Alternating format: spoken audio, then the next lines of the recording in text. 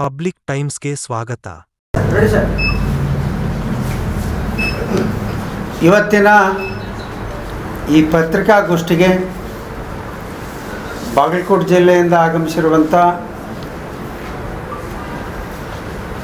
Print media ಮತ್ತು ಮಾಧ್ಯಮದ ಹಾಗೂ ಇಳಕಲ್ ನಗರದ ಪ್ರಿಂಟ್ ಮೀಡಿಯಾ ಮತ್ತು ಮಾಧ್ಯಮದ ಎಲ್ಲ ನಮ್ಮ ಸ್ನೇಹಿತರಿಗೆ ಸ್ವಾಗತವನ್ನು ಕೋರ್ತಾ, ನಮ್ಮ ವೇದಿಕೆ ಮೇಲೆ ಕುಳಿತಿರ್ತಕ್ಕಂಥ ನಮ್ಮ ಪಕ್ಷದ ಎಲ್ಲ ಮುಖಂಡರೇ, ಇವತ್ತು ಮಾಧ್ಯಮದ ಮಿತ್ರರಲ್ಲಿ ಒಂದು ಮಹತ್ವದ ಸುದ್ದಿಗೋಷ್ಠಿಯನ್ನು ಇವತ್ತು ನಾನು ಮಾಡಲಿಕ್ಕೆ ಇಚ್ಛೆಪಡ್ತಾ ಇದ್ದೀನಿ. ನಿನ್ನೆ ನಾನು ಬೆಂಗಳೂರಿಂದ ಬಂದ ತಕ್ಷಣ ನನಗಿದೊಂದು ಕವರ್ ಬಂದಿತ್ತು, ಪತ್ರ ಬಂದಿತ್ತು. ಎಲ್ಲಿಂದ ಅಂದರೆ ತಹಸೀಲ್ದಾರ್ ಕಚೇರಿ ಸಿಬ್ಬಂದಿ ವರ್ಗ ಇಳಕಲ್, ಅಲ್ಲಿಂದ ನನಗೆ ಬರೆದಿದ್ದಾರೆ. ಅವರು ದೊಡ್ಡನಗೌಡ ಪಾಟೀಲ್, ಮಾಜಿ ಶಾಸಕರು, ಹುಣಗುಂದ ಮತಕ್ಷೇತ್ರ ಇಳಕಲ್ ಅಂತೇಳಿ. ಅದರಲ್ಲಿ ಅವ್ರ ಪತ್ರನೂ ಕೂಡ ಬರೆದಿದ್ದಾರೆ.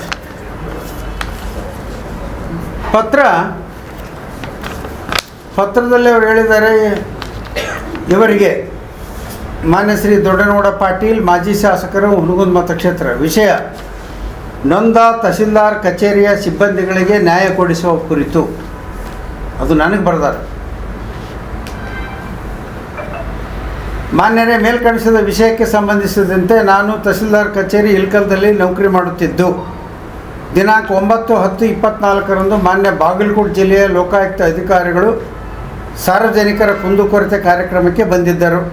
ಆಗ ಕಾರ್ಯಕ್ರಮವನ್ನು ಅಂಬೇಡ್ಕರ್ ಭವನದಲ್ಲಿ ಆಯೋಜಿಸಲಾಗಿದ್ದು, ಲೋಕಾಯುಕ್ತರನ್ನು ಸರಿಯಾಗಿ ನೋಡಿಕೊಳ್ಳಬೇಕು, ಅವರಿಗೆ ಉಪಹಾರ, ಗೋಡಂಬಿ, ದ್ರಾಕ್ಷಿ, ತಂಪು ಪಾನೀಯ ಸೇರಿದಂತೆ ಕಾರ್ಯಕ್ರಮ ಖರ್ಚಿಗೆ ಹಣ ಬೇಕಾಗಿದ್ದು, ನಮ್ಮ ತಹಸೀಲ್ದಾರ್ ಕಚೇರಿಯ ಸಿಬ್ಬಂದಿಗಳು ತಲಾ 500 ರೂಪಾಯಿಗಳನ್ನು ಕೊಡಲೇಬೇಕೆಂದು ತಹಸೀಲ್ದಾರರಾದ ಸತೀಶ್ ಕೂಡಲಿಗೆ ಅವರು ನಮಗೆಲ್ಲ ತಾಕೀತು ಮಾಡಿದರು.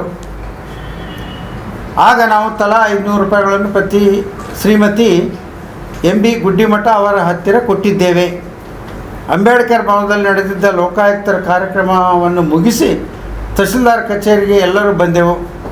ಆಗ ನಮ್ಮ ಕಚೇರಿಗೆ ಬಾಗಲಕೋಟೆಯ ಲೋಕಾಯುಕ್ತ ಅಧಿಕಾರಿಗಳು ಕೂಡ ಕಡಿತ ಪರಿಶೀಲನೆಗೆ ಬಂದಿದ್ದರು.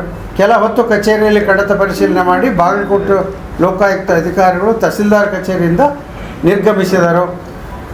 ಲೋಕಾಯುಕ್ತ ಅಧಿಕಾರಿಗಳು ಹೊರಹೋದ ನಂತರ ಕಚೇರಿಯ ಸಿಬ್ಬಂದಿಗಳನ್ನು ಕರೆಸಿದ ತಹಸೀಲ್ದಾರ್ ಸತೀಶ್ ಕೂಡಲಿಗೆ ಅವರು, ಲೋಕಾಯುಕ್ತರು ಹಣಕ್ಕೆ ಡಿಮ್ಯಾಂಡ್ ಮಾಡುತ್ತಿದ್ದಾರೆ, ನೀವೆಲ್ಲ ಸಿಬ್ಬಂದಿಗಳು 15,000 ರೂಪಾಯಿ ತಲಾ ಕೊಡಬೇಕು, ಇಲ್ಲವಾದರೆ ಲೋಕಾಯುಕ್ತರ ಬಲೆಗೆ ನೀವು ಬೀಳುತ್ತೀರಾ ಎಂದು ತಹಸೀಲ್ದಾರ್ ನಮ್ಮ ಸಿಬ್ಬಂದಿಗಳಿಗೆ ಹೆದರಿಸಿದರು. ಆಗ ನಾವೆಲ್ಲ ಸಿಬ್ಬಂದಿಗಳು ಅಷ್ಟೊಂದು ಹಣ ಕೊಡಲು ಆಗೋದಿಲ್ಲ ಎಂದಾಗ, ಎಷ್ಟಾದರೂ ಆಗಲಿ ಕೊಡಲೇಬೇಕು ಅಂತ ಏರು ಧ್ವನಿಯಲ್ಲಿ ಬೈದರು.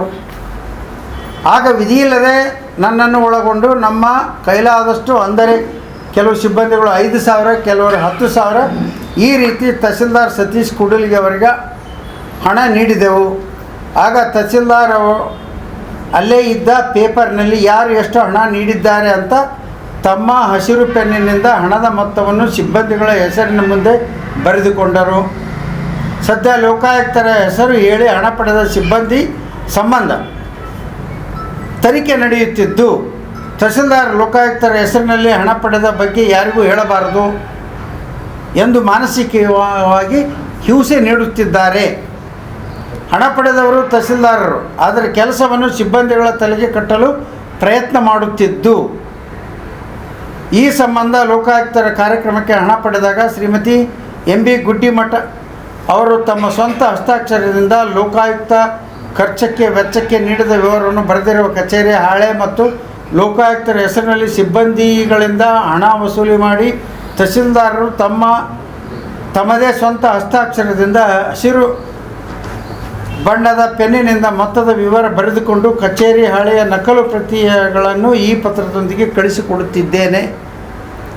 ಅಸಹಾಯಕರಾದ ನಮಗೆ ನ್ಯಾಯ ಕೊಡಿಸಬೇಕು, ನಮ್ಮಂಥ ನೊಂದ ಸರ್ಕಾರಿ ನೌಕರರಿಗೆ ಧ್ವನಿಯಾಗಬೇಕು ಎಂದು ತಮ್ಮಲ್ಲಿ ವಿನಂತಿಸಿಕೊಳ್ಳುತ್ತಿದ್ದೇವೆ ಅಂತ ಪತ್ರ ಬರೆದಾರ ನೊಂದ ಇಳಕಲ್ ತಹಸೀಲ್ದಾರ್ ಕಚೇರಿ ಸಿಬ್ಬಂದಿ. ಪ್ರತಿನೂ ಹಾಕಿದ್ದಾರೆ. ಜಿಲ್ಲಾಧಿಕಾರಿಗಳು ಬಾಗಲಕೋಟೆ, ಲೋಕಾಯುಕ್ತರ ಕಚೇರಿ ಬಾಗಲಕೋಟೆ ಆಮೇಲೆ ಲೋಕಾಯುಕ್ತರು ಬೆಂಗಳೂರು ಅವ್ರಿಗೆ ಪ್ರತಿ ಹಾಕಿದ್ದಾರೆ.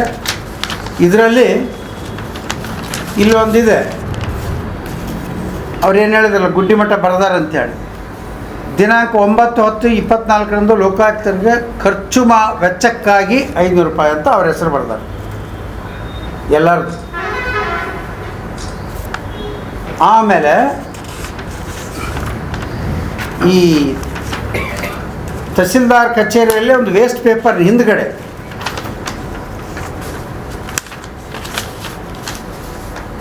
ಈಗ ಇಲ್ಲೇನು ಬರೆದಿರ್ತಕ್ಕಂಥ ಇದೇನು ಅಂಕಿ ಅಂಶಗಳಿದಾವಲ್ಲ, ಇದು ತಹಸೀಲ್ದಾರ್ ಅವರ ಸ್ವಂತ ಹಸ್ತಾಕ್ಷರ ಅಂತ ಅವ್ರು ಹೇಳ್ತಾ ಇದ್ದಾರೆ. ಈಗ ನನಗೆ ಕಳಿಸಿರೋದು ಇದು. ಅದಕ್ಕೆ ನಾನು ಅವ್ರಿಗೆ ನಿಮ್ಮ ಮೂಲಕ ವಿನಂತಿ ಮಾಡ್ತೀನಿ, ಸಾಧ್ಯ ಆದಷ್ಟು ನನಗೆ ಒರಿಜಿನಲ್ ಕಳಿಸ್ಕೊಟ್ರೆ ಒಳ್ಳೆಯದು.